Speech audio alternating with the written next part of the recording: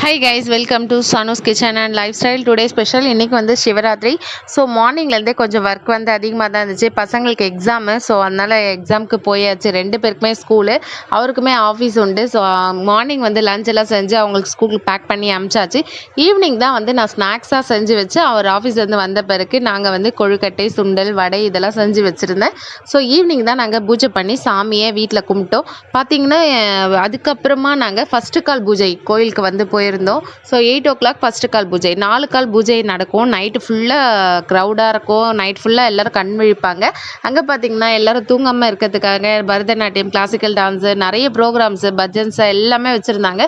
Heavy க்ரௌடாக இருந்துச்சுங்க. கோயில் ஃபுல்லாக ஹெவி க்ரௌடாக இருந்துச்சு. குழந்தைங்க அழகாக டான்ஸ் பண்ணாங்க. எனக்கு ரொம்ப பிடிச்சிருந்தது. காவியா சிவனையெல்லாம் இட்டுட்டு போயிட்டு காமிச்சிட்டு நாங்கள் வந்து தர்ஷன்லாம் முடிச்சுட்டு நாங்கள் வந்து படுத்தாச்சு. எனக்கு வந்து நாளைக்கு மேக்கப் இருக்குது. ஸோ அதனால் நாங்கள் வந்து சீக்கிரமாக பார்த்துட்டு நாங்கள் கண்ணெல்லாம் முழிக்கல.